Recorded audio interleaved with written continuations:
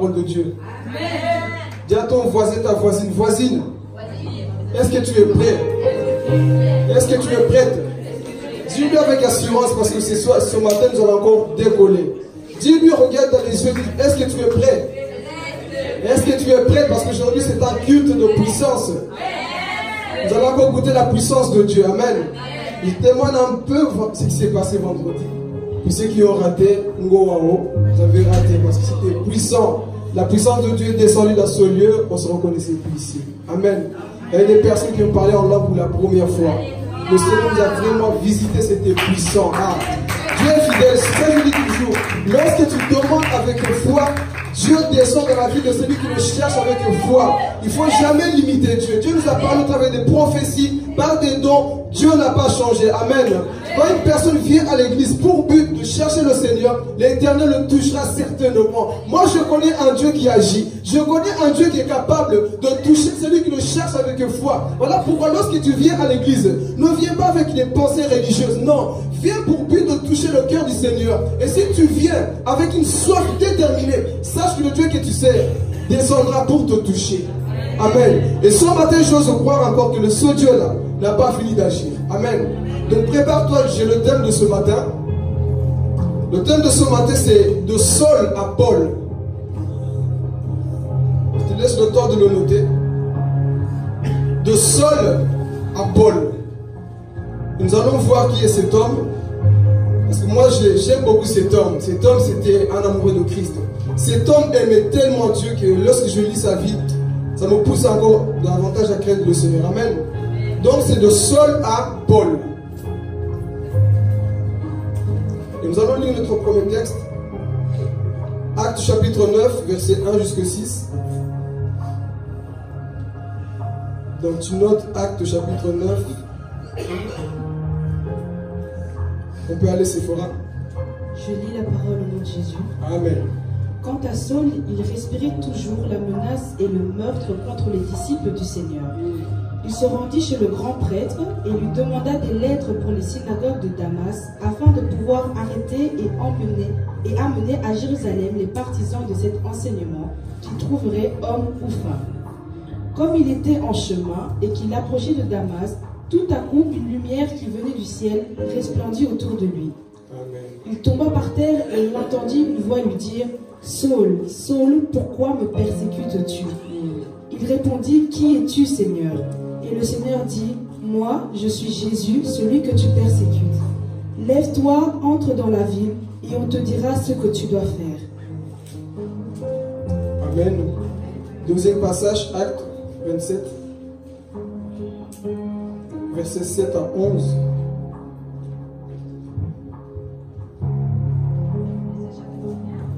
Acte chapitre 27.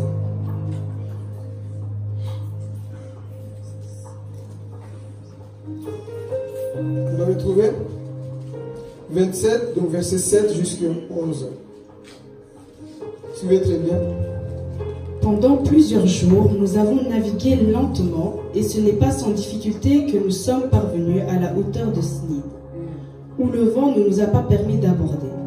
Nous avons alors doublé le cap Salmoné pour passer au sud de la Crète. Nous avons longé l'île avec plaine et sommes arrivés à un endroit appelé Beauport, près de la ville de Lacée. Un temps assez long s'était écroulé et la navigation devenait dangereuse, car l'époque même du jeûne était déjà passée. C'est pourquoi Paul a donné cet avertissement. « Mes amis, je vois que la navigation ne se fera pas sans dommage et qu'il y aura beaucoup de pertes, non seulement pour la cargaison et pour le bateau, mais encore pour nous-mêmes. » Mais l'officier se fiait plus au capitaine et au patron du bateau qu'aux paroles de Paul. On saute au verset 21 jusqu'au 25. On n'avait pas à manger depuis longtemps, alors Paul, debout au milieu d'eux, leur a dit « Mes amis, il aurait fallu m'écouter et ne pas quitter la Crète afin d'éviter ces dommages et ces pertes. Mais maintenant, je vous invite à prendre courage car aucun de vous ne perdra la vie, seul le bateau sera perdu. En effet, un ange de Dieu auquel j'appartiens et que je sers m'est apparu cette nuit et m'a dit « Paul, n'aie pas peur. Il faut que tu comparaisses devant l'empereur et voici que Dieu t'accorde la vie de tout ce qui navigue avec toi. C'est pourquoi, mes amis, prenez courage, j'ai confiance en Dieu, tout se passera comme cela m'a été dit. Nous devons toutefois échouer sur une île. Yes. Dernier passage, acte 28, 1 jusqu'au 6. Une fois, hors de danger, nous avons appris que l'île s'appelait Malte.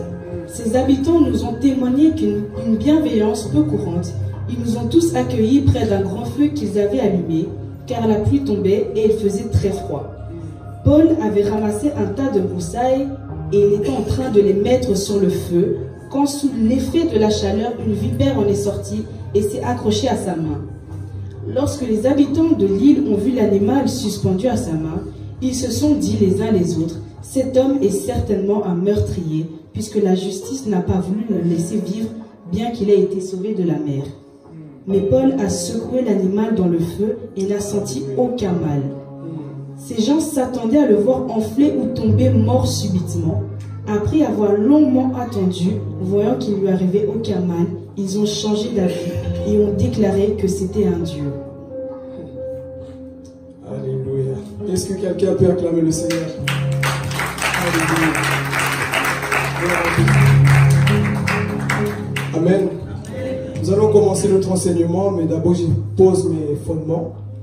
Cet homme qu'on connaissait comme Saul était une personne très religieuse. Saul, on ne pouvait pas le convaincre comme ça.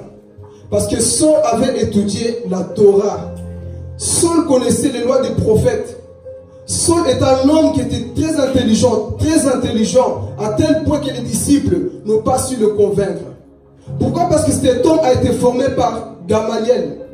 Gamaliel, c'était son professeur dans le judaïsme. Saul était une personne qui avait un zèle pour Dieu, mais un mauvais zèle. Et il persécutait quoi? L'église du Seigneur. Alors on voit que ce Saul, il ne connaissait pas encore la vérité. Et du fait qu'il ne connaissait pas encore la vérité, qu'est-ce qu'il fait? Il commence à persécuter l'église du Seigneur. Parce qu'il manquait de connaissances. Et ça arrive à beaucoup de personnes. Du fait qu'on n'a pas la connaissance, on persécute l'église du Seigneur. Et Saul, cet homme qui veut dire grand, va devenir un jour Paul. Parce que Saul veut dire grand. Et Paul veut dire petit. Mais Dieu va le prendre pour faire de lui un homme puissant. Dis avec moi un homme puissant. Il va être un homme puissant. Mais avant ça, il va avoir une rencontre. Dis avec moi une rencontre. Pendant tout ce temps, la Bible dit que Paul respirait quoi? La menace. Cet homme avait une colère. Cet homme avait une onction mystique. Amen. Et il reçoit des lettres pour aller quoi? Arrêter les chrétiens qui étaient où? À Damas. Il reçoit des lettres. Il prend son cheval avec ses amis. Et part maintenant sur où? Le chemin de Damas. Lui, il partait pour arrêter les chrétiens. Mais qui va l'arrêter en marchant vers Damas? Jésus-Christ va lui apparaître en personne. Pendant que lui partait pour arrêter, mais un homme descend du ciel et l'arrête avant qu'il arrête les chrétiens. Et Dieu maintenant va l'enseigner. Il va l'ouvrir les yeux. Pendant tout ce temps, tu étais dans le judaïsme. Tu étais perdu. Mais maintenant, moi, Jésus-Christ, c'est lui que tu persécutes. Je viens changer ta vie. L'apôtre Paul va faire une rencontre. Dis avec moi une rencontre. Il va me faire une rencontre de Jésus-Christ. Cet homme est là devant lui. La Bible dit qu'il ne voyait plus. Pourquoi? Parce qu'il y avait une lumière qui était là. Et une voix se fait entendre. Saul. Saul. Pourquoi me persécutes-tu? Qui es-tu, Seigneur? Je suis Jésus que tu persécutes. Maintenant, je suis descendu pour changer ta vie, pour faire de toi un homme puissant. Je suis descendu pour t'ouvrir les yeux. Amen. Maintenant, on voit que cet homme qu'on appelle Saul va devenir Paul. Mais avant ça, qu'est-ce qui va se passer? Je vais commencer mon message. Avant ça, qu'est-ce qui va se passer? Saul va s'enfermer pendant 14 ans. Dis avec moi 14 ans. 14 années, Dieu va l'enfermer pour le travailler, pour qu'il devienne cet homme qui va annoncer la grâce de Dieu. Parce que pendant tout ce temps, les Juifs annonçaient que la loi, mais Dieu se choisit un homme qu'on appelle Paul maintenant. Il va s'enfermer pendant 14 années et Jésus-Christ va le transformer et va le changer. Et je te donne cette image, comme j'avais déjà donné. L'aigle a la capacité de vivre jusqu'aux 70 ans.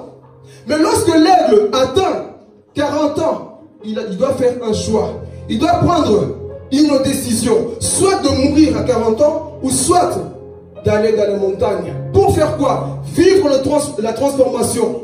Alors qu'est-ce qui se passe? L'aigle s'envole trop loin et il va se cacher pendant 150 jours. Pourquoi? Pour qu'il puisse vivre maintenant un changement. Alors pendant ce temps, l'aigle monte très haut, la consécration.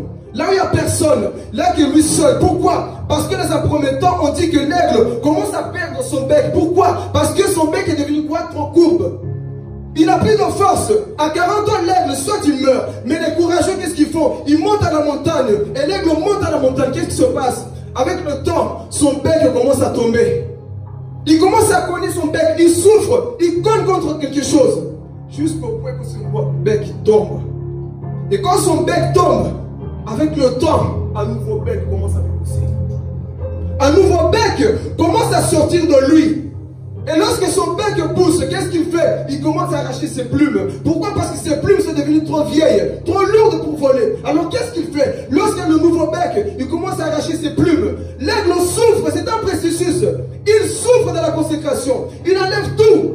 Et il devient tout nu. Tous ses poils sont perdus. Mais avec le temps, les poils commencent à repousser.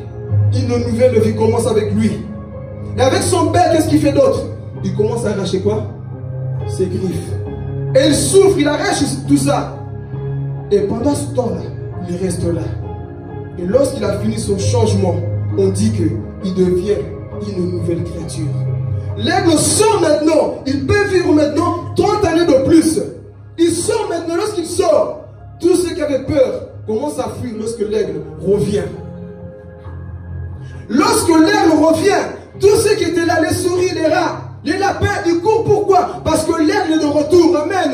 L'aigle est de retour. Lorsque Dieu te met dans ta consécration, lorsque tu sors de ta consécration, il y a une puissance qui est en toi. Tu n'es plus la même personne. On ne te reconnaît plus. Pourquoi? Parce que tu es une nouvelle personne. Amen. L'aigle devient cette créature nouvelle. On voit ce n'est plus comme avant. Amen. Et l'apôtre Paul va vivre la même chose pendant 14 ans. Dieu va l'enfermer. Et c'est là qu'il va avoir la révélation de la Bible. Cet homme, on dit qu'il avait une connaissance. C'est un docteur de la parole de Dieu. Et lorsqu'il a connu la parole de Dieu, qu'est-ce qui se passe? On va commencer à le persécuter. Par qui? Par ses propres frères les Juifs. Cet homme prêche une nouvelle doctrine. Cet homme prêche autre chose. Mais Paul prêchait quoi? Christ crucifié.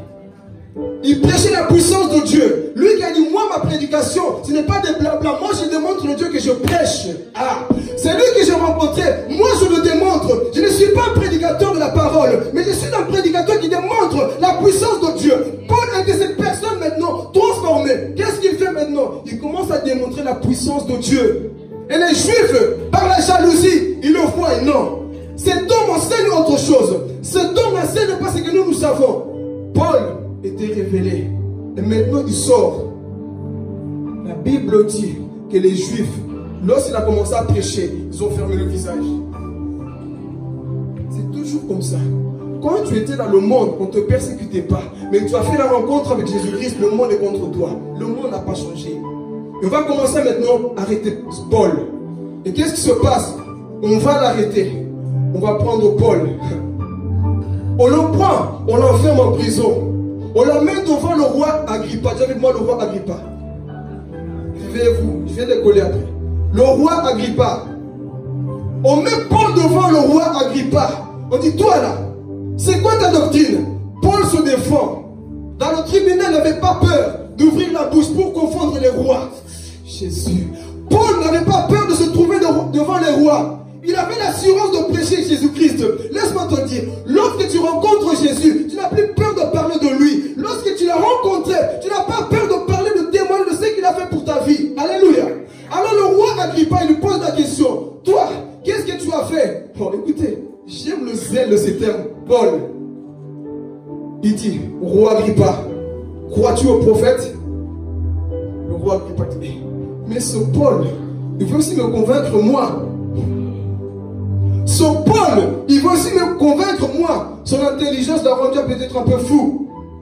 Veux-tu me convaincre? Paul ouvre la bouche et dit, non pas seulement toi, mais tous ceux qui sont dans cette salle, je vais les gagner à Jésus.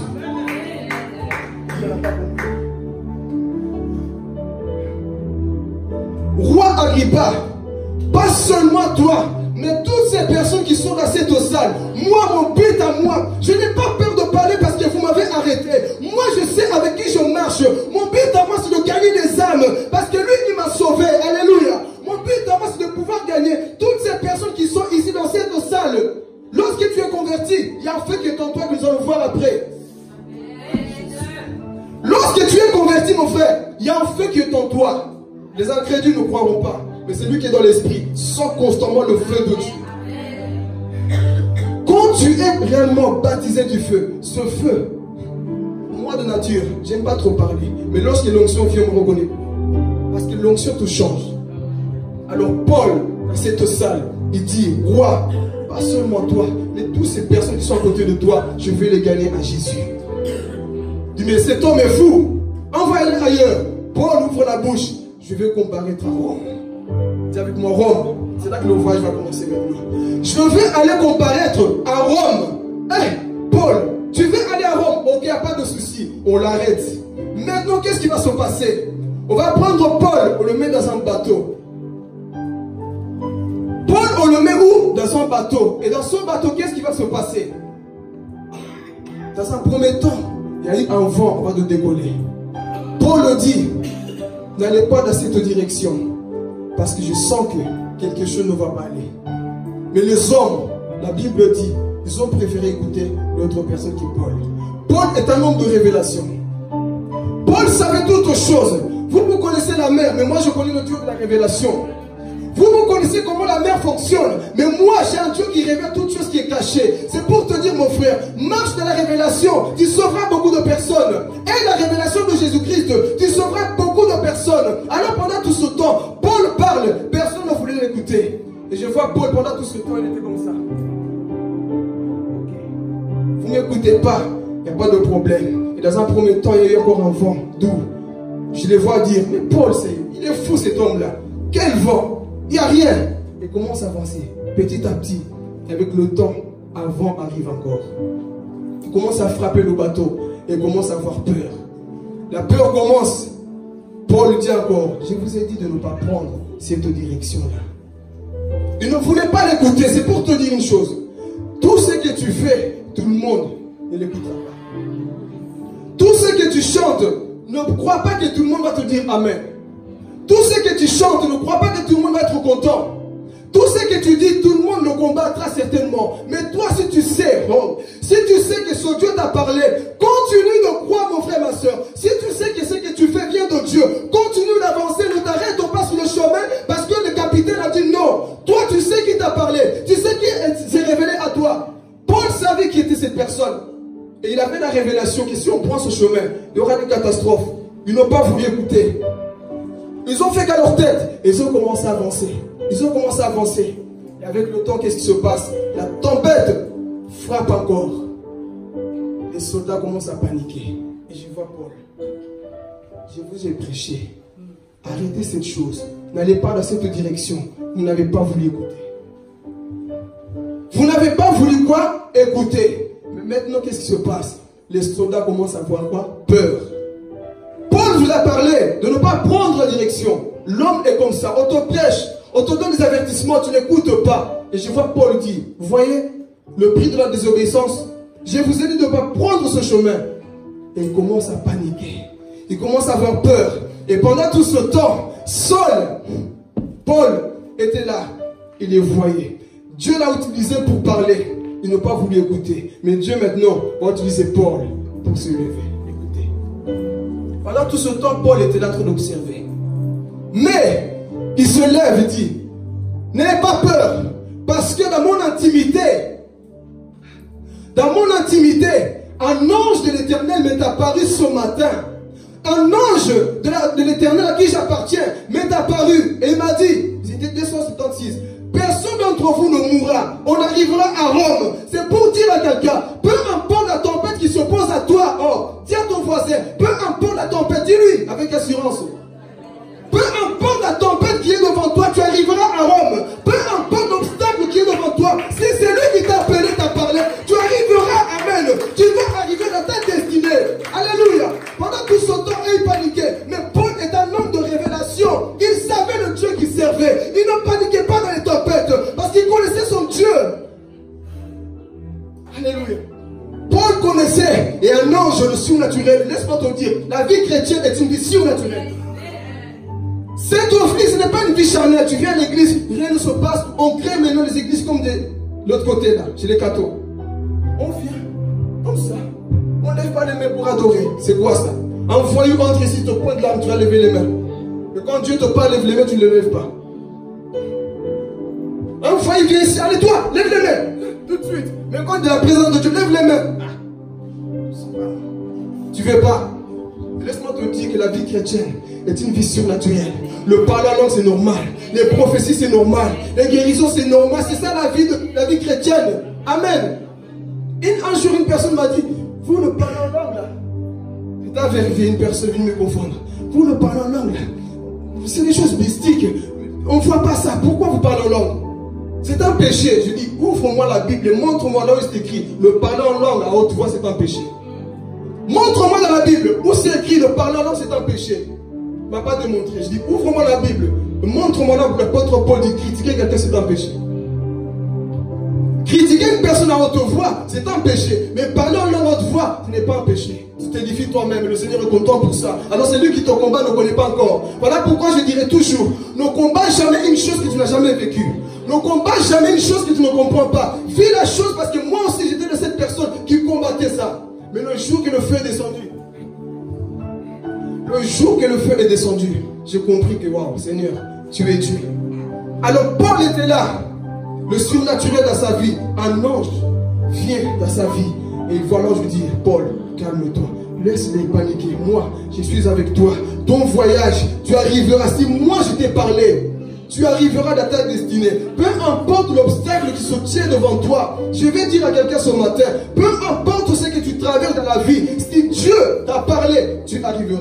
Ne baisse pas les bras parce que les tempêtes sont en train de... Non. Ne baisse pas les bras parce que les tempêtes viennent contre ce bateau. Si Dieu t'a mis dedans, tu ne mourras pas. Ah, Jésus. Si tu étais dans le Titanic, tu allais mourir. Mais tu es dans le bateau, là où il y a la présence de Dieu. Le Titanic n'avait pas un chrétien qui marchait selon la parole de Dieu. Eux tous étaient presque morts.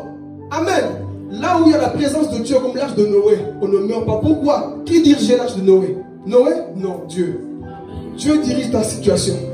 Dieu dirige ta direction. Fais-lui tout simplement confiance. Ne panique pas comme toutes ces personnes dans le bateau. Et tous, ils avaient peur. Et Paul, Dieu le révèle. Personne ne va mourir ici. Et Paul maintenant se lève. Je vous ai prêché de ne pas faire ça. Je vous ai averti. Vous n'avez pas voulu écouter mon conseil. Maintenant, regardez, vous périssez. Ils ont commencé à quoi? À paniquer. À paniquer. Mais qui les gardait? Paul. Avec moi, Paul. Parce que le roi Agrippa avait dit, Fœtus, moi je te confie tous ces prisonniers. Mais le roi Jésus a dit, Paul, je te confie ces prisonniers. Si tu allais comprendre, tu allais dire Amen. Alors je vais insister.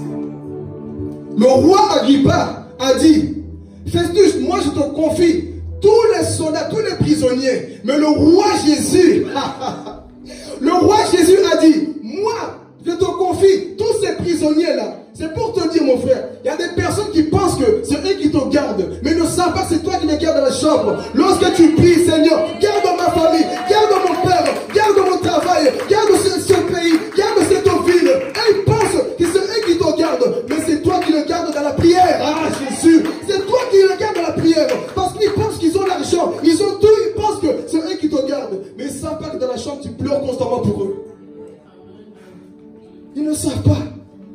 Parce qu'ils ont tout. Ils pensent que c'est eux qui vous gardent. Mais ils ne savent pas que c'est toi qui as la révélation de Christ. Laisse-les te minimiser. Mais toi, tu sais. Tu veux vivre le véritable évangile? Tu veux le vivre? Apprends à supporter ceux qui sont contre toi, qui te maudissent. Même si quand tu parles, ne veulent pas t'écouter. Toi, apprends à fléchir tes genoux. Amen. Et Paul était cette personne qui les gardait. Et le Romain, là, le soldat, pensait que c'est eux qui le gardaient. Comme un jour dans ma vie, un homme dans ma famille a dit, c'est moi qui tiens le fétiche de toute la famille. C'est moi qui vous garde. Il a dit clairement comme ça, c'est moi qui vous garde dans cette maison. Dans mon cœur, j'ai dit sans effet, je ne me garde pas. Moi, je ne suis pas dans ta sorcellerie. Je suis entre les mains de Dieu. Amen. Il y a certaines personnes qui pensent que c'est eux qui font tout dans votre vie. Et ça peut arriver ce qui est arrivé à qui? À Job. À Job, qu'est-ce qui s'est passé? Lorsque ces 3 amis sont venus, et ils pensaient que c'est eux qui gardaient Job. Ils ont commencé à parler, blablabla, toi ceci, tu maudis Dieu. Mais Dieu, pendant tout ce temps, était comme ça. Il écoutait, c'était qui? Eliphaz, Elihu. Et tous étaient en train de parler contre Job.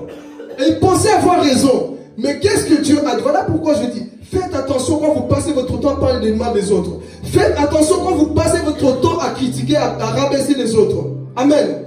Qu'est-ce qui va se passer? Dieu va les parler, va leur dire, si vous ne partez pas avec Job, je vais vous tuer tout de suite. Si vous n'arrêtez pas de critiquer mon serviteur, je vais vous tuer tout de suite. Et dit à Job, intercède pour eux. Si tu n'intercèdes pas, moi je vais les tuer. Faites attention. Parce qu'aujourd'hui, Jésus-Christ révèle à la chaîne, a rendu beaucoup de chrétiens polis. Cette chaîne a rendu beaucoup de personnes impolies. On critique, on rabaisse comme on veut. Vous pensez qu'il n'y aura pas de prix? Continuez. Il va arriver ce qui est arrivé à ces personnes. Heureusement que Job est un serviteur d'amour. Il a intercédé la prière. Ils étaient quoi? Sauvés. Amen. Alors dans ce bateau, et tous ils pensaient que c'était qui? C'était eux-mêmes qui le gardaient. Mais Jésus dit, c'est moi qui vous garde au travers de Paul. Et Paul avait la révélation. Ils sont en train d'avancer toujours. Et les tempêtes viennent. C'était difficile entre eux. Et cet homme, il va leur dire, prenez du pain pour manger. Pourquoi ils devaient manger? Parce qu'ils allaient sauter dans l'eau. Et s'ils sautaient comme ça, ils n'allaient pas arriver à nager. Il fallait qu'ils mangent. David mange. Et ils ont mangé. Quand ils ont mangé, la Bible dit, ils ont repris quoi? Des forces. Et lorsqu'ils ont repris des forces, la Bible dit que le bateau est arrivé quelque part. Et tous sont descendus. Ils ont fait quoi? Sauter dans l'eau. Ils ont commencé à nager. Et je vois maintenant, je vais parler à quelqu'un. Le bateau était quoi?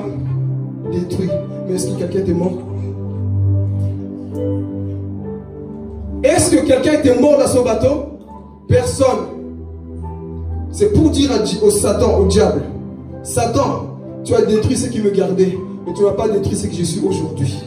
Satan, tu as détruit le bateau, mais tu n'as pas détruit, parce que la plus grande défaite ce jour-là pour le diable, c'était de ne pas tuer. Parce que son but à lui, c'était de tuer Paul et toutes ces personnes qui étaient là.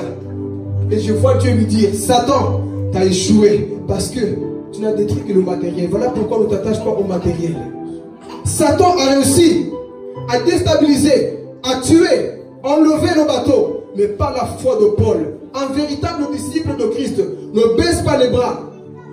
Il ne se décourage pas. Il croit malgré tout. Satan, ok, tu as enlevé ma famille, tu as enlevé mes amis, tu as enlevé mon travail, mais tu n'as pas touché à ma foi. Ah, je vais parler à quelqu'un. Satan enlève tout, mais moi, je vais rester fidèle à mon Dieu. Même si le bateau qui me gardait, tu l'as enlevé, moi je vais continuer à avancer avec mon Dieu. Alléluia. Satan, tu as réussi à toucher tout, mais ma foi, tu ne peux jamais l'infecter. Au ce temps qu'on l'a fait, il fait des personnes. Qu'est-ce que Satan fait? Il rend ta famille malade. Il envoie le déséquilibre autour de toi. C'est pour te pousser toi dans la dépression. Alléluia. Il a réussi à tuer ta mère. Il a réussi à tuer ton père. Il a réussi à enlever ton travail. Il a réussi à enlever tous autour de toi. Mais je vois Dieu te dire, ne baisse pas les bras parce que moi, j'ai permis qu'il touche à ça. Mais il ne te touchera pas parce que ton chemin est pour aller jusqu'au Rome. Amen. Satan viendra pour te déstabiliser, enlever ce qui faisait ta force, le bateau, mais il ne détruira pas ta foi. Je parle à quelqu'un ce matin. Satan a détruit ce qu'il y avait autour de toi. Il a rendu tous autour de toi malades, mais toi il ne te touchera pas au nom de Jésus-Christ. Dis Amen avec foi. Il ne te touchera pas au nom de Jésus. Alléluia. Il a réussi. Il pensait que Paul allait se décourager parce que tu as réussi à détruire le bateau. Satan, tu as juste détruit le bateau. Tu as juste pris mon père. Parce que rappelle-toi, tu as peut-être prié pour quelqu'un pour qu'il soit guéri, mais il est mort. Elle est morte. Et Satan voulait que tu maudisses Dieu. Tu as prié pour une situation, Dieu n'a pas fait. Ça a été détruit comme le bateau. Satan voulait te dire, tu vois, j'ai détruit le bateau. Maudis Dieu maintenant. Mais il y a des amoureux de Jésus dans ce lieu qui n'aiment pas Dieu pour le matériel.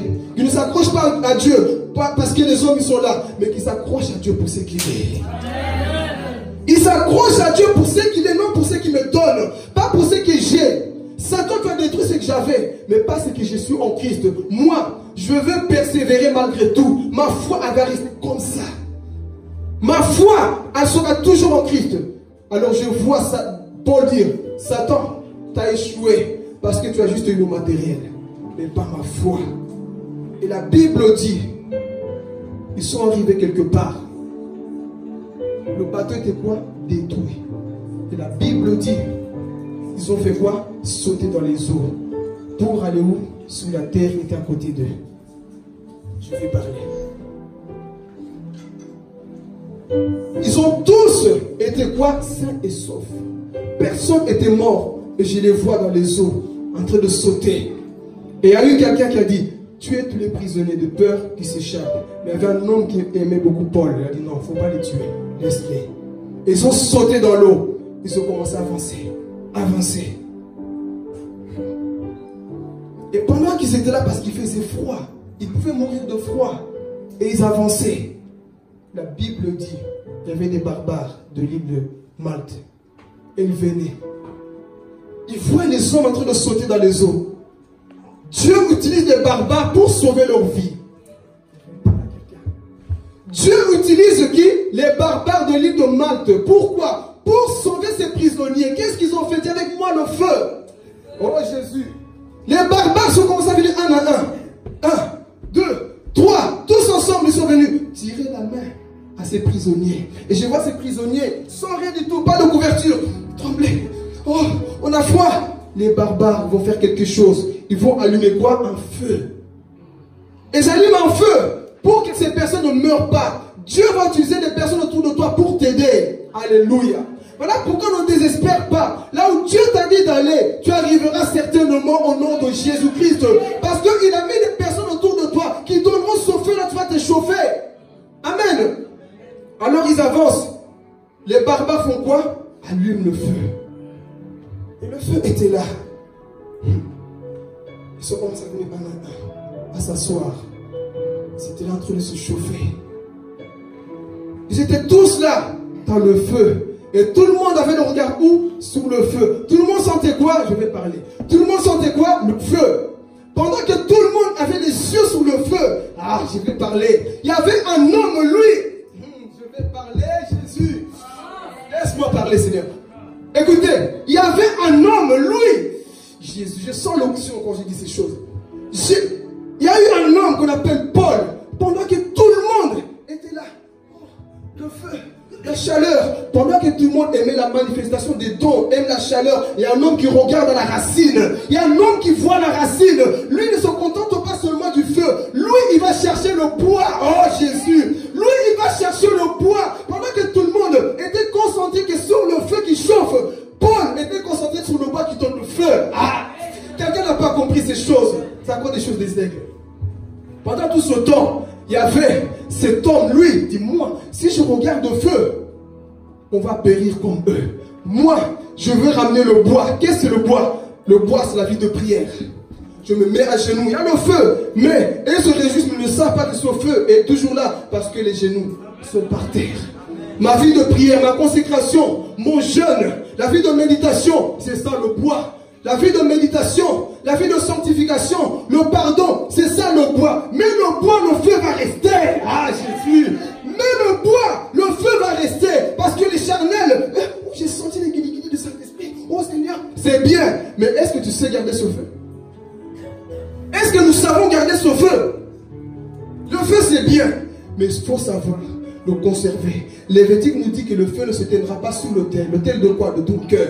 Et pour que ce feu ne se teigne pas, il faut le bois de la consécration. Beaucoup de chrétiens aujourd'hui n'ont plus le feu en eux. Pourquoi? Parce qu'ils refusent de boire. L'obéissance à la parole qui est le bois. Mais Paul, lui, était là. Il ne se concentrait pas que sur le feu. Il était comme ça. Seigneur, un homme spirituel est toujours celui qui cherche la révélation. Seigneur, comment, c'est quoi la prochaine étape? Qu'est-ce que nous allons faire? Qu'est-ce que tu dis? Qu'est-ce que tu en penses?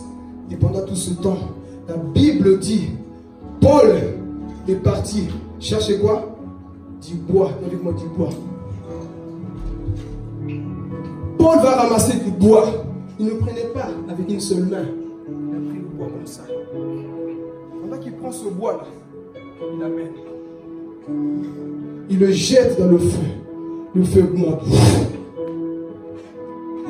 Et pendant que le feu était là, la Bible dit, un serpent est venu le mordre, vipère. Serpent est venu où? Sur son bras. Pourquoi? Parce que, et ici je veux parler, le feu révèle les serpents qui se cachent dans ta famille, dans ton église, dans ton travail, partout. Voilà pourquoi ta vie doit être une vie de feu. Parce que si ta vie, elle n'est pas remplie du feu, les sorciers, les serpents seront à l'aise avec toi. Et je suis désolé de dire ça. Il y a beaucoup de chrétiens qui dorment côte à côte avec le sorcier est à l'aise. Pourquoi? Parce que ta vie ne dégage pas un feu.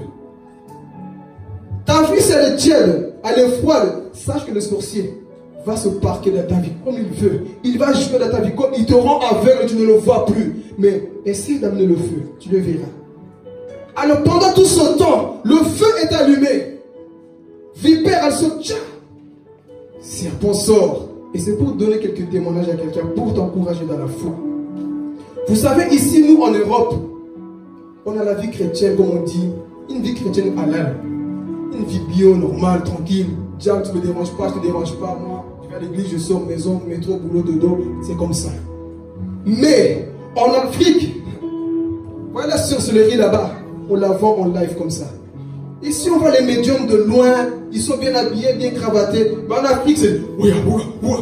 Ils font des choses mystiques. Là-bas, ils ne se cachent pas. Et un homme de Dieu l'a dit, moi, dans mon pays, je prêchais. Il y avait des makumbas. Il y avait toutes ces choses. Mais un jour, on m'a invité pour aller où? En Afrique. Il est parti prêcher.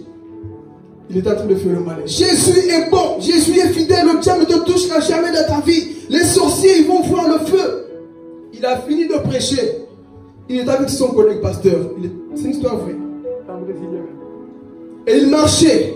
Il dit, pendant qu'il marchait, quand il a fini la conférence, il avance. Il sent quelqu'un le tirer sur le pantalon. Il dit, homme de Dieu, c'est toi qui m'as touché? Non, c'est pas moi. Avançons. Deuxième fois, quelqu'un tire son pantalon. C'était qui? C'était le diable. Le diable vient et lui dit, toi tu disais que Dieu ne peut pas permettre qu'on te touche. Je te touche maintenant, tu fais quoi? Le diable les a suivis, il a tiré son pantalon. Il dit, j'ai commencé à avoir des frissons. Heureusement qu'il connaissait la parole de Dieu. Le diable a commencé à le suivre. Et il dit, heureusement je connaissais la parole de Dieu. Il a dit, diable, tu m'as touché, mais c'est Dieu qui a permis que tu me touches. Au nom de Jésus, tu me lâches. Satan a disparu, il a laissé. Et c'est là qu'il s'est rendu compte qu'en fait, la vie chrétienne, ce n'est pas une vie de bonbons de parking. Ce n'est pas une vie de bisounours. C'est une vie sérieuse, mes frères et sœurs. Et cet homme de Dieu est parti. Et lorsqu'ils sont arrivés dans sa maison, il a raconté ça. Écoute, pendant qu'on marchait là, c'était le diable. Et puis quand ils sont partis dormir, lui il pensait que le diable était parti. Le diable est revenu encore. Ils ont fermé les lumières. Ils ont tout fermé. Pendant qu'ils étaient en train de dormir, il n'y avait personne dans la chambre. Il dort. Et il sent quelqu'un lui tirer les pieds. Lâchez-moi, lâchez-moi. Il attend, boum, il tombe par terre, il saute. Il commence à crier, homme de Dieu, homme de Dieu. L'homme de Dieu africain dit, qu'est-ce qu'il y a? Je suis seul ici, la chambre était fermée. Quelqu'un m'a jeté du lit. L'homme de Dieu africain commence à rigoler. Ouais. Vous les chrétiens d'Europe, c'est ça. Vous ne connaissez pas ces choses. Nous, on a l'habitude avec ça. Ça, c'est rien encore. Tu vas avoir des choses pires encore. Et l'homme de Dieu a dit non. Demain, je prends l'avion, je rentre chez moi. Ici, chez vous, ce n'est pas mon niveau. L'homme de Dieu a fui. Parce qu'il n'était pas habitué. Il a fait cette vie seulement d'église normale, tu rentres. Va là-bas, ça va te réveiller. Parce qu'ici, on joue encore, on a encore foi tiède. Parce qu'il n'y a pas encore le feu qui réveille les serpents. Et pendant que je vous parle, un jour, mon père était parti en Angola. Et il avait filmé une scène. Il y avait une petite fille, je pense qu'elle avait 12 ans.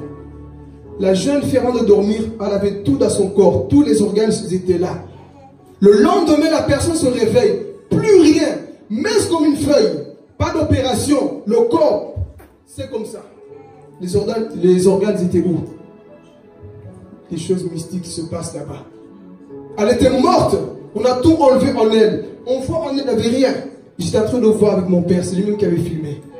Il dit là-bas, le niveau de sorcellerie, c'est pas comme ici. Là-bas, c'est chaud. Amen. Et on voit que cette personne était morte. Parce que là-bas, le niveau, c'est pas comme ici. Et pendant que je vous parle, parce qu'on doit souvent les témoignages des autres, un jour, moi-même, j'ai fait face à ces choses-là. Quand je me suis converti, il y avait ces choses-là qui me paralysaient tout le temps avant de dormir. Mon corps ne bouge plus. Et un jour, on me disait, parce que mon père m'avait dit, non, ça c'est ton grand-père qui est en Afrique qui te fait ça. Alors pendant que j'étais là, mon corps était paralysé, je n'arrivais plus à bouger. Et j'ouvre les yeux, je vois un esprit qui mesure au moins 4 mètres. Et je le regarde, il fait ça. Il sort des griffes, des longues griffes, et me pointe ça sous la gorge. Je vous assure, j'ai senti la douleur physiquement. J'étais comme ça. J'arrivais plus à bouger, j'étais paralysé.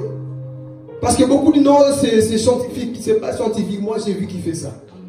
J'étais là paralysé. L'ongle entre ici. J'étais là comme ça, j'arrivais plus à bouger. Et puis, il fait ça, il me pointe encore. Je sentais la douleur ici. Et puis, il me dit, tu discernes et tu dors. Et moi, j'étais toujours là, paralysé. Ces choses sont réelles. Amen. Et un autre jour encore, j'étais encore dans mon studio. Un esprit entre dans la maison. J'étais là calmement, fini de prier. Voilà pourquoi je dis, toi qui n'as jamais expérimenté, mets-toi à genoux, invoque le feu du Saint-Esprit et prie. Pas prier en regardant l'heure, en pensant au fond, prie en pensant au Saint-Esprit. Tu verras qu'est-ce qui va t'arriver. Tu ne dois pas avoir peur. Amen. J'étais là, je suis parti dormir. C'était vers les 4 h du matin. J'ai une vision, et dans cette vision, je vois un homme qui ressemblait à Jésus, mais ce n'était pas Jésus. Il me regarde. Il était debout, bien habillé en blanc, le visage qui rayonnait, me souriait. Je le regarde et me fait signe de m'approcher de lui. Mais moi j'ai douté du non, ça c'est pas Jésus. Parce qu'il dégage quelque chose qui n'est pas comme Jésus. Mais moi j'étais là, non, c'est Jésus. Et j'hésitais, j'ai douté. Et j'étais en train d'hésiter. Et puis qu'est-ce qui se passe? Il me fait toujours signe, approche-toi de moi. Mais moi j'hésitais parce que j'avais déjà vu Jésus la première fois quand j'étais converti en vision aussi. Mais là c'était pas la même chose. Il dégageait quelque chose de bizarre. Et je refusais. Et plus je refusais, tout d'un coup, il se fâche. Il se transforme comme une grosse chauve-souris. Tout noir, moche, avec de longues griffes. Et il vient vers moi. Il prend mon pied. Je vous assure que je dormais.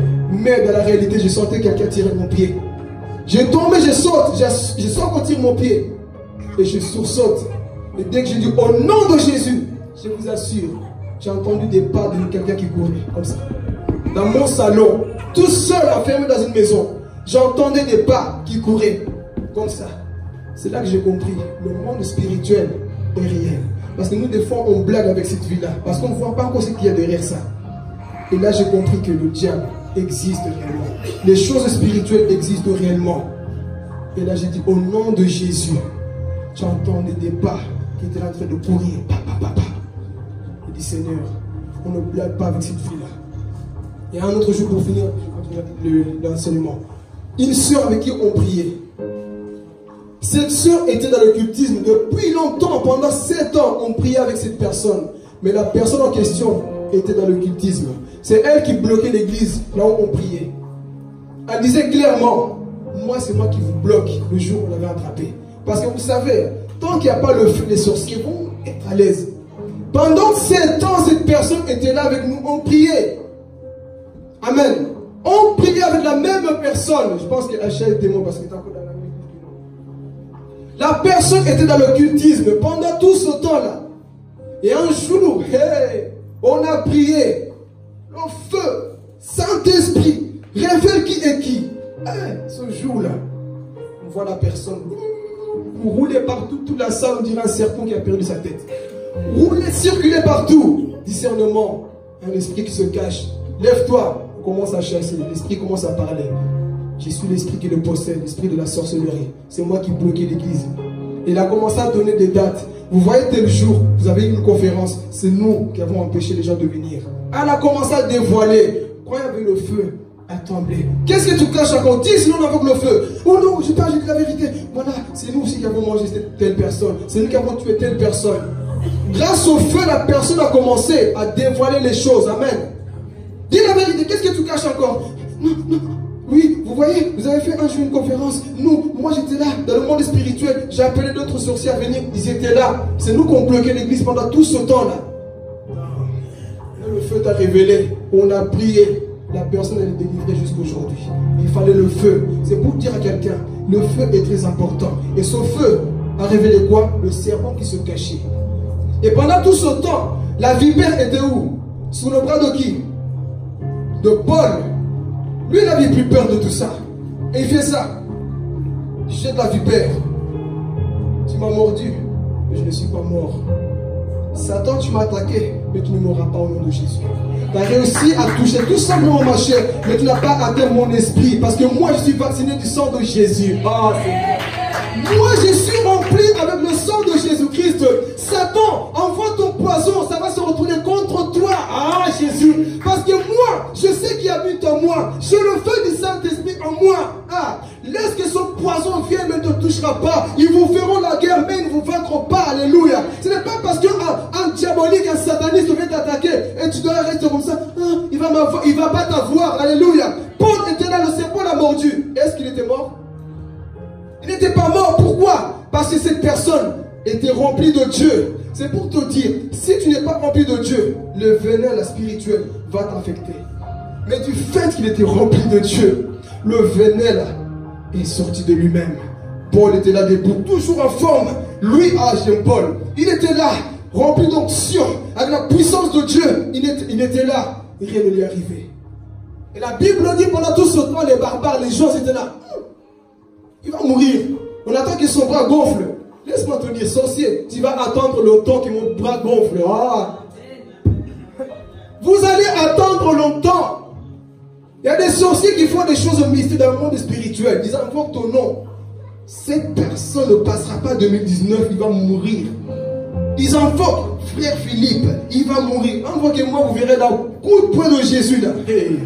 Invoquez, j'invoque Diego, oh Makambouma, il faut leur chose bizarre. Coup de poing de Jésus, laisse mon fils est dans ma parole. Hey. Il t'amène. Mon fils est dans ma parole. Moi j'invoque le frère Jonathan, son visage doit apparaître. Il faut des choses mystiques. Ah, faut ça. Je vois l'ange Gabriel avec son épée. Quitte-la. Laissez mon fils, il m'appartient. Vous ne le toucherez pas. Il m'appartient au nom de Jésus. Tu ne mourras pas avant ton temps. Paul, ce n'était pas son temps de mourir. Alléluia. Parce que tout le monde attendait que quoi? Qu'il tombe pour mourir. Il était là tranquille. Prêcher l'évangile. Ramasser pour le bois. Il n'a pas peur parce qu'il savait la promesse que Jésus a dit. Le poison ne vous fera rien. Même si les serpents vous mordent, il n'y aura rien. Même si le sorcier te met du poison dans ta nourriture, tu ne mourras. Oh Jésus, il fait parler. Même si le sorcier te met un poison, tu ne mourras pas. C'est quoi cette peur aujourd'hui? J'ai peur de manger chez les gens parce qu'ils vont m'empoisonner. Écoutez, si tu m'empoisonnes, je vais te dire amen, c'était bon. Si tu m'empoisonnes, si je ne le sais pas, moi je mange. C'était bon la nourriture? Oh, c'est kilant. Amen encore. Tu vas finir ma nourriture, non? Je vais la finir quand je vais m'empoisonner. Mange à toi tranquillement. Il met tout le poison du monde, tu n'auras rien. Amen. Mais non, ne va pas manger quand tu sais qu'il y a du poison. Là, tu vas mourir vraiment. Mais quand tu ne sais pas, quand on te donne la nourriture, on vient t'empoisonner, Dieu fera en sorte que le poison disparaisse dans ton assiette. Mange tranquillement. Frère Philippe, la nourriture était bonne? Oh. Eux, ils ont fait les choses pour t'éliminer. Mais toi, quand tu sais que tu marches avec Dieu, ce poison n'aura pas d'effet. Et on voit alors cet homme, Paul, son bras était là. Satan, tu as réussi à m'avoir, à me toucher. Mais ton venin est nul sans effet dans la vie d'un enfant de Dieu. Tu peux faire tout ce que tu veux. C'est pour dire à quelqu'un, n'aie pas peur. Parce que le diable t'attaque. Si t'attaque, c'est parce que tu as quelque chose. Si l'ennemi t'attaque, s'acharne à toi, c'est parce que tu as quelque chose. Il ne faut pas avoir peur. Oui, je vois des ombres. Vous savez quoi? Si je raconte mon témoignage, il ne va pas sortir. Jusqu'aujourd'hui, ils sont toujours là. Des fois, je suis tellement habitué à off. Comme le Smith ou le Sword. Ils voyaient Satan tout le temps. Ah, Satan, c'est toi? Laisse-moi, je dors. C'est l'habitude. Et aujourd'hui, quand je vois des petits démons là qui font peur aux gens, peur du noir de quoi? La lumière de Christ habite en toi, tu as peur du noir. Non, moi j'ai peur des petits démons. Allumez la lumière, allumez la lumière. Quelle lumière? Tu oublies que la lumière du monde Christ est en toi? Non, moi je ne peux pas dormir, je dois allumer. Tu crois que Satan a peur de cette lumière ici? Comme un jour, un homme de Dieu, bon c'était des musulmans, des hommes de Allah. Et il disait que si tu mets du sel devant la porte, le diable ne rentrera pas chez toi. Quelle bêtise. Si tu mets du sel, de l'eau bénite, de tout ce que tu veux devant ta porte, tu mets partout là. Le diable aura peur. Faites ça. Ils ont fait ça le jour même, Satan entre, égorge quelqu'un. Qu'est-ce que Satan a fait? Satan n'a peur que d'un seul nom. Satan ne tremble que devant un seul nom.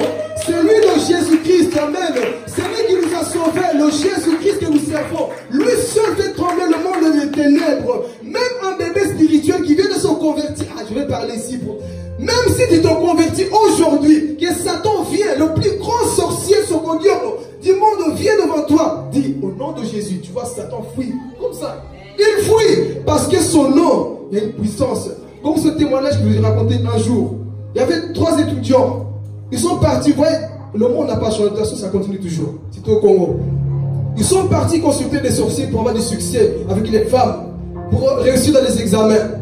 Ils sont partis chez un sorcier. Sorcier, écoutez, nous on veut réussir, on veut avoir des femmes, le succès. Qu'est-ce qu'on doit faire? Écoutez, mettez vos noms ici, ramenez-nous du sang. Et le soir à minuit, il y aura quelqu'un qui va vous apparaître et lui il va vous donner du succès. C'est un démon. Et ils sont partis à minuit au cimetière. C'était en train de marcher. Et ils ont vu 3 esprits immondes. 3 démons trop laids. Quand ils ont vu les démons, ils ont fui. Ils ont fui comme pas possible. Il y en a un qui est tombé, qui s'est trébuché. Mais c'est un chrétien yo-yo. Bam, il tombe. Il dit qu'il n'arrivait même pas à décrire le démon qu'il voyait. Parce qu'il était tellement laid et vicieux, méchant, que ce jeune homme était tout simplement comme ça, paralysé. Mais, dans son histoire, il a dit, j'étais un païen, un chrétien rétrograde. Mais j'ai juste dit une prière. Seigneur Jésus, pardonne-moi pour mes péchés. Quoi d'être le Seigneur Jésus? Le phébus, le démon, il a fui. Et les autres démons, ils ont dit, mais pourquoi tu fouilles? Ce gars-là, il nous appartient, on ne peut pas le toucher. Ils ont tous fui parce qu'un jeune homme qui était rétrograde a cité le nom de qui? De Jésus-Christ. Et les démons, quoi? A fui. Voici cette importance que nous avons. Et si je mets maintenant l'équilibre. Ok, le nom de Jésus fait peur aux démons. Mais si tu pratiques le péché, ce nom ne fera rien. Parce que le nom de Jésus exige la sainteté. Toi tu couches, tu voles, tu bois, tu fais tout ce que tu veux. Le diable vient au nom de Jésus. Le diable dit, quoi? Au nom de Jésus. Toi on est amis. On partage la même chose. Quel nom de Jésus? Le diable ne fuira pas quand tu fais comme lui. Tu es son petit frère. Tu partages le même péché. Hier c'était là. Tu danses. Et puis au nom de Jésus, Satan va te résister. Satan va dire non, moi je ne partirai pas. Tu étais là au carré, là, tu dansais tous les danses du monde. Lendemain, Satan t'attaque. Au nom de Jésus. Au nom de Jésus. Ça m'est arrivé un jour. J'ai pratiqué tellement la masturbation. Le jour même, esprit de sirène qui vient. Au nom de Jésus. Ils étaient encore beaucoup rigolés. Vous voyez les ricanements des démons. J'entendais comme ça, je les voyais. Au nom de Jésus, j'ai commencé à paniquer, j'ai transpiré dans mon rêve. J'ai dit, mais on dit que si on cite le nom de Jésus, le démon part. Pourquoi ce démon ne part pas? Je citais comme je voulais. On m'a tabassé spirituellement. Il y a eu des choses qui sont passées. Pourquoi? Parce que son nom exige la sainteté. Sois rempli de lui et le diable fuira loin de toi. Mais si tu es vide, le diable ne fuira jamais loin de toi. Alors cet homme, Paul, était rempli de Dieu à tel point que ce poison n'a pas eu d'effet sur sa vie. Et la Bible dit, tous les barbares, tout le monde, regardez Paul, cet homme va mourir, c'est fini pour sa vie. Mais quand tu es rempli de Dieu, marche avec assurance. Et cet homme qui était Saul est devenu Paul. On dit même que lorsqu'on mettait les linges sur lui, on mettait sur les gens ils étaient guéris. Cet homme était rempli de Dieu. Je vais encourager quelqu'un avant de terminer. Sois rempli de Dieu. Sois rempli que de Dieu. Il n'y a que ça. Si tu es vide, les serpents vont te mordre. Le venin va te tuer spirituellement. Parce que beaucoup de personnes aujourd'hui, le venin c'est quoi? Je vais parler. Moi j'ai préparé ce message, il m'a dit de dire ça. Beaucoup de personnes, je peux parler? Beaucoup de personnes aujourd'hui, s'ils sont lourds spirituellement, c'est parce que le venin les atteint tout le temps. Quand tu vois que tu n'arrives plus à prier, quand tu vois que tu n'arrives plus à méditer, l'église est devenue pour toi, ton église. Sache que le venin quelque part dans ton corps. Quand tu vois que cette vie ne t'intéresse plus, venir à l'église pour toi c'est un problème. Le venin t'a infecté. Et un témoignage que j'écoutais d'un vrai sorcier, il disait que nous, on faisait manger la viande humaine aux chrétiens faibles. Et beaucoup de chrétiens ont mangé aussi la chair humaine. Et c'était quoi leur but? C'est d'alourdir ta vie de prière. C'est de t'infecter pour que toi tu sois toujours... Ah, je ne vais pas prier. Quand tu veux te lever, tu sens une fatigue comme pas possible. À chaque fois que tu veux méditer la Bible, un sommeil vient. Mais pour regarder la télévision, autre chose, le sommeil n'est pas là. Parce que Satan a programmé que dans cette viande, quiconque mangera ça sera faible devant la présence de Dieu. Et c'est ça qu'ils font aujourd'hui. Beaucoup de personnes aujourd'hui, ils sont infectés de ça. Même à l'église. Satan a changé de stratégie. Avant, il attaquait à l'extérieur. Maintenant, il entre aussi à l'église pour achever les gens. Ils écoutent la parole, mais Satan les a emmagasinés de beaucoup de pensées, de beaucoup de choses. À cause de quoi? Des fois, c'est que nous mangeons. Ça nous rend comme ça. Et c'est ça le poison de ce serpent qui t'a mordu. Vois en toi, quel est le serpent qui t'a mordu, qui t'a rendu la vie comme ça. Les choses de Dieu pour toi ne t'intéressent plus. Normalement, un vrai chrétien, lorsqu'on parle de Dieu, lorsqu'il y a des choses pour Dieu, il est zélé. Ah, il doit être content lorsqu'on parle de Dieu. Il doit se réjouir lorsqu'on parle de son amoureux. Alléluia. Il doit te réjouir lorsqu'on parle de Jésus. Toi, non, là c'est Jésus. Je me réjouis. Là on parle de mon roi. Là je me réjouis. On ne parle pas de maman, ni de Cristiano Ronaldo. Il ne donne pas la vie. Mais Jésus donne la vie. On parle de Jésus. On ne parle pas des femmes. On ne parle pas des présidents. Mais on parle de Jésus. Et lorsqu'on parle de cet homme, tu dois te réjouir. Lorsqu'on dit, allons à l'église. Oh oui, je vais à l'église. Je vais mes habits pour Jésus. Je vais maquiller pour Jésus. J'irai adorer mon Jésus.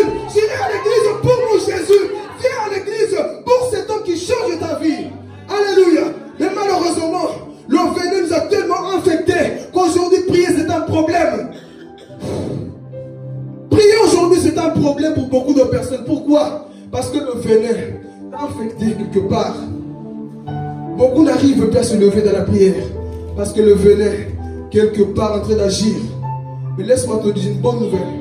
Ce venin doit faire cet acte prophétique. Tu fais ça. Secoue cette fatigue. Secoue ces lourdeurs. Secoue cette chose qui t'empêche toujours d'être là au rendez-vous. Secoue la chose qui t'empêche. Alléluia. Combien de personnes aujourd'hui pourraient être loin avec Dieu? Combien de personnes aujourd'hui pourraient être dans un niveau comme pas possible? Combien de personnes, je vais vous dire cette vérité, des fois c'est ça. Jésus vient dans l'église. Il vient vous te donner des choses. Mais du fait que tu es tiède, il ne fait rien. Et je suis désolé, c'est ça que Jésus fait. Je vais le remplir de mon autorité, de ma connaissance, de mon onction, de ma parole. Mais du fait qu'il est tiède, Jésus fait ça.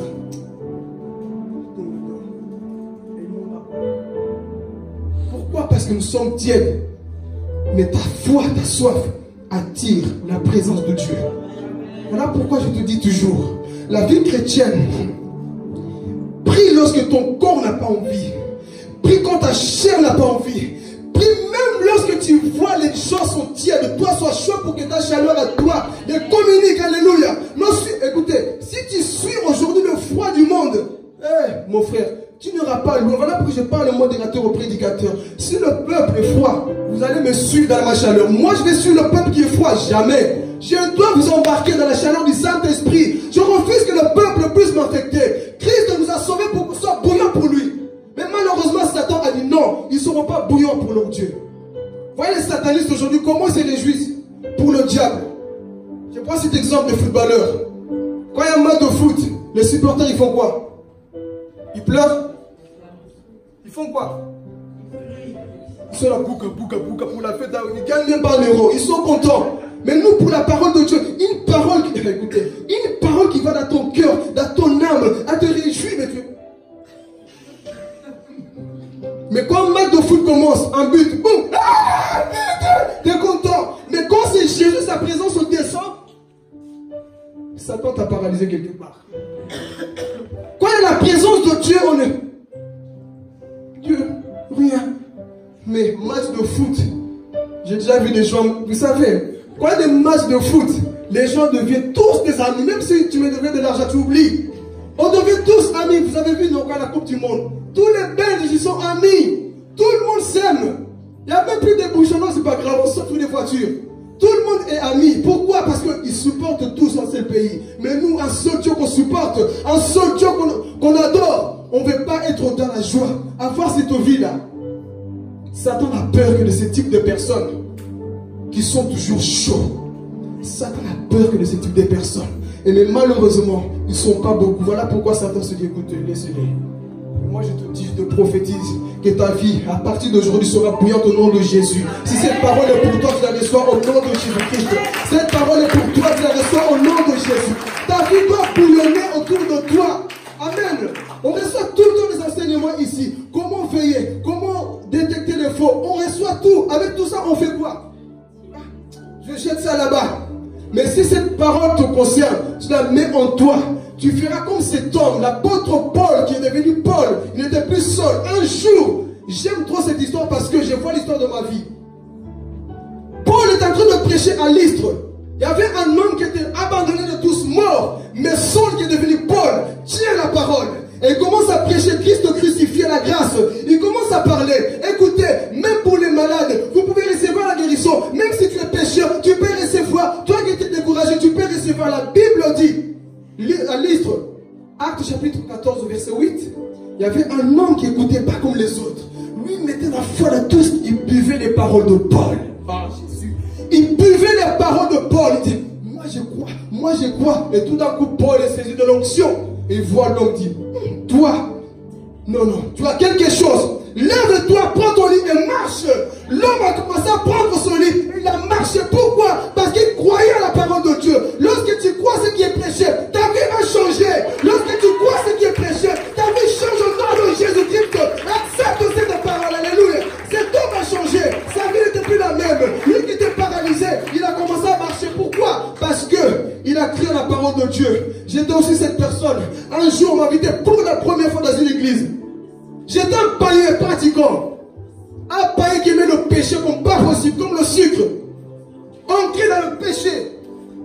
Mais un jour, on m'a invité dans une église. Le pasteur, il prêchait. On dirait qu'il me visait exprès. Mais je ne savais pas, il y avait ce qu'on appelle le Saint-Esprit qui parle.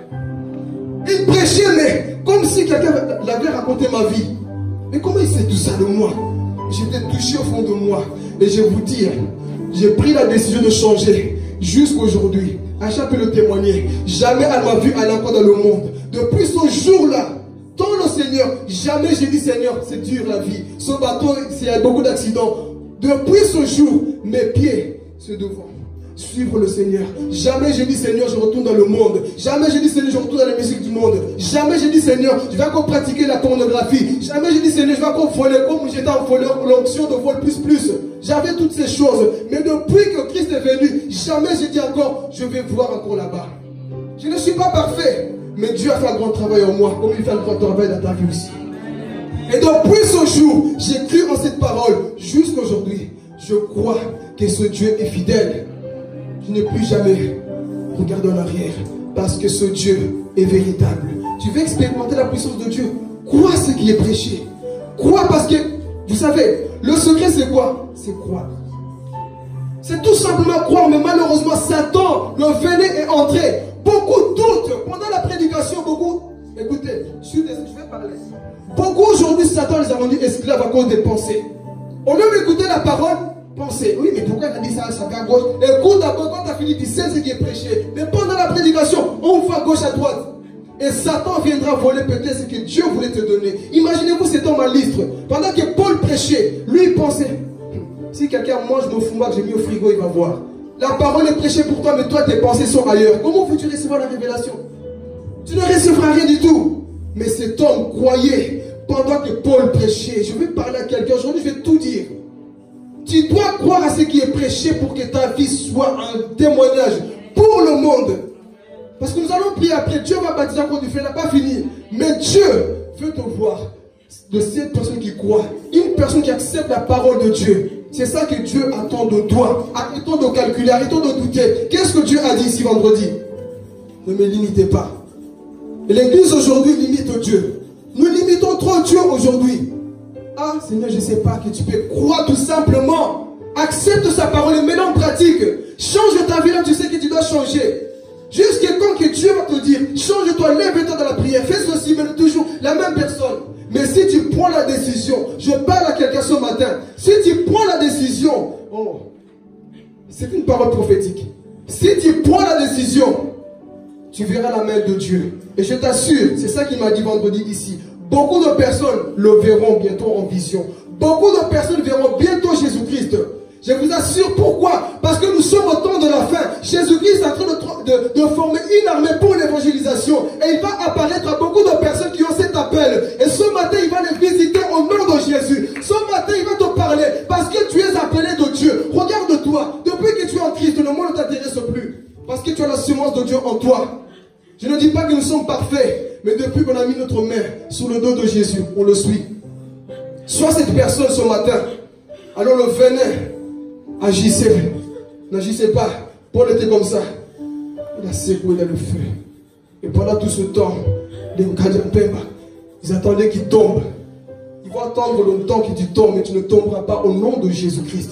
Il y a beaucoup de personnes qui veulent votre chute. Parce que oui, on connaît sa vie. Tu peux connaître ma vie, mais tu ne connais pas mon avenir entre les mains de Dieu. Tu peux connaître tout de moi. Oui, j'ai fait ceci dans le passé. C'est mon passé, mais mon avenir maintenant, elle est entre les mains de Jésus-Christ. Entre les mains de Jéhovah. Lui, il écrit mon histoire.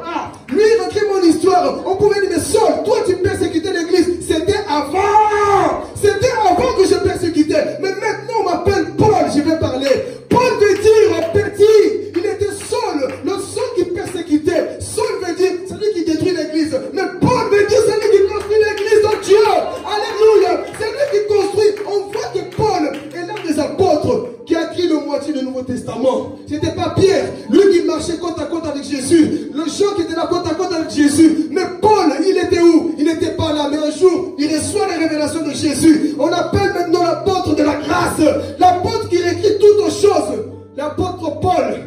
On voit que cet homme connaissait la parole comme personne connaissait, à tel point que le pasteur principal, Pierre, pouvait dire non, cet homme, je le respecte, je m'incline à sa connaissance, il connaît plus que moi. Lorsque Pierre parle, on va l'humilité, il reconnaît que son frère est plus avancé que lui, bien qu'il n'a pas marché avec Jésus. Alléluia. Il a reconnu cela en lui, parce qu'il savait que cet homme est appelé. Et Paul dit, moi j'étais appelé depuis la création du monde. Il y a des personnes ici que Dieu a appelées. Je prophétise en même temps. Il y a des personnes ici que Dieu a appelées depuis ta naissance. Dieu t'a consacré à lui. À tel point que ta naissance était aussi compliquée. Dieu t'avait déjà consacré à lui. Dieu t'avait consacré. Ma vie était aussi comme ça. On m'avait consacré à Dieu depuis longtemps.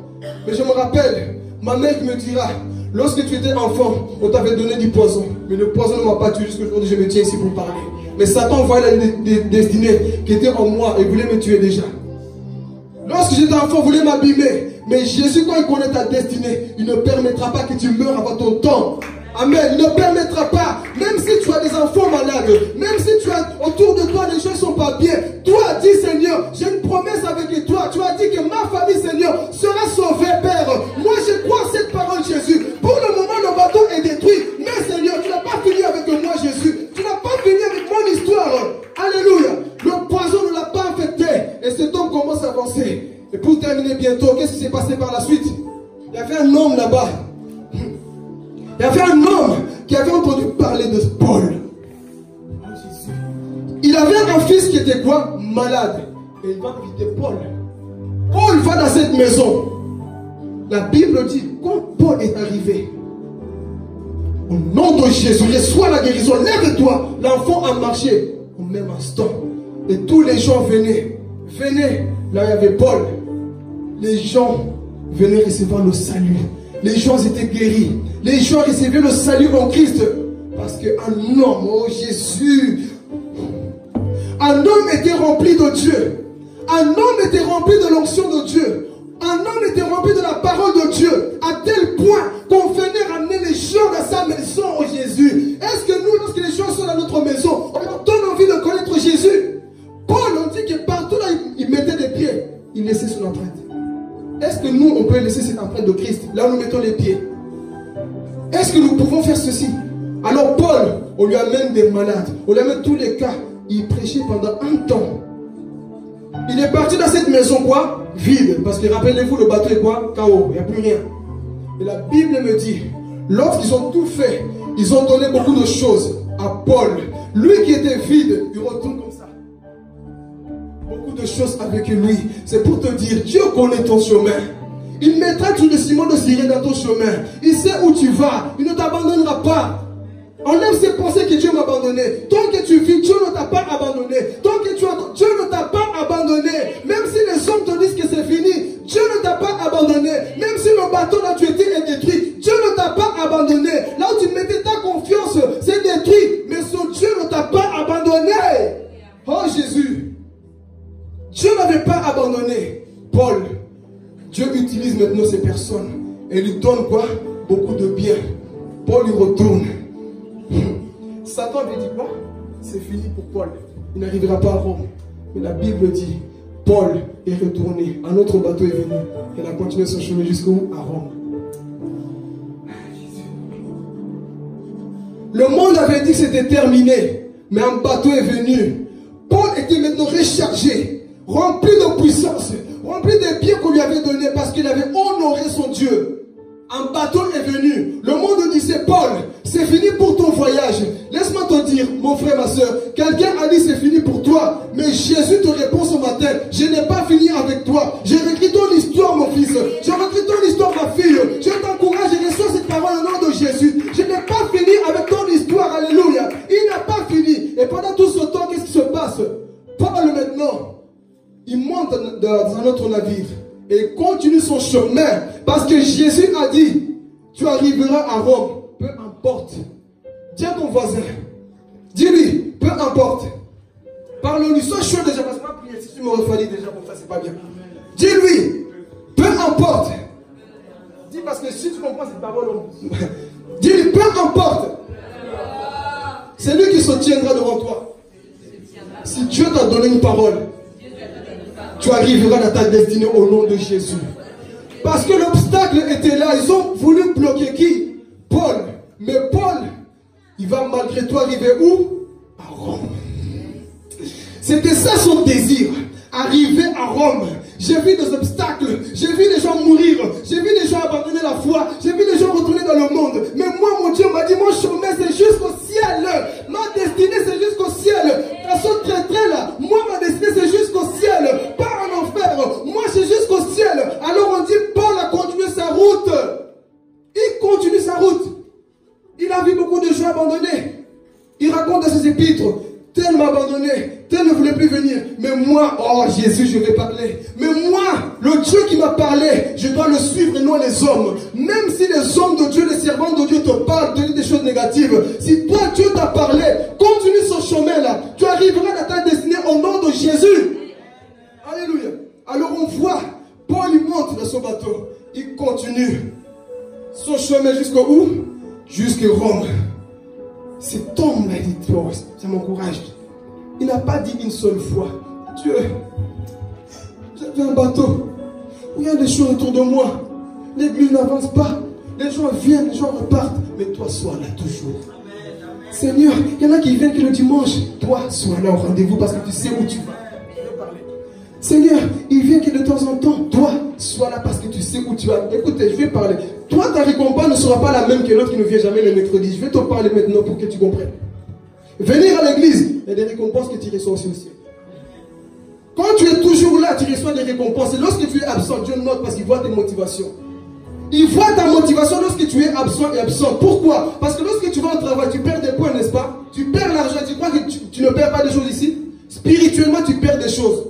Sois cette personne, Seigneur. Moi, mon travail, mon école, personne ne peut m'empêcher d'être dans ta maison. Oh Jésus. La vie de Paul ne nous enseigne pas.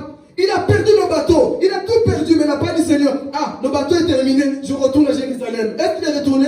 Non. Mon chemin, c'est à Rome. Ah, peu importe les obstacles, les accidents, mon chemin, c'est à Rome.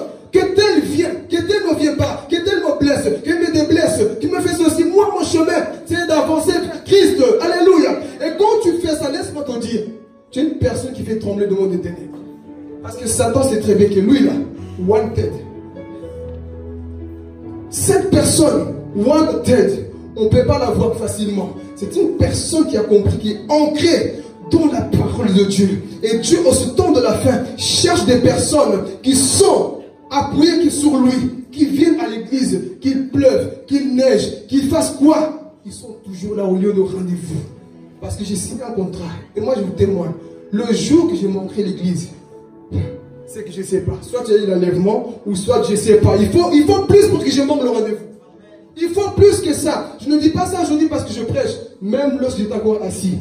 Je me rappelle, on me disait, oui, mais lui, c'est le zèle de début, les nouveaux convertis, c'est toujours comme ça. Il faut abandonner, regardez ses cheveux d'ailleurs. Mais tous sont abandonnés. Mais moi, mon chemin, à Rome. Je continue toujours. Et aujourd'hui, il m'écrit sur Facebook, frère, excuse-nous, on t'a mal jugé.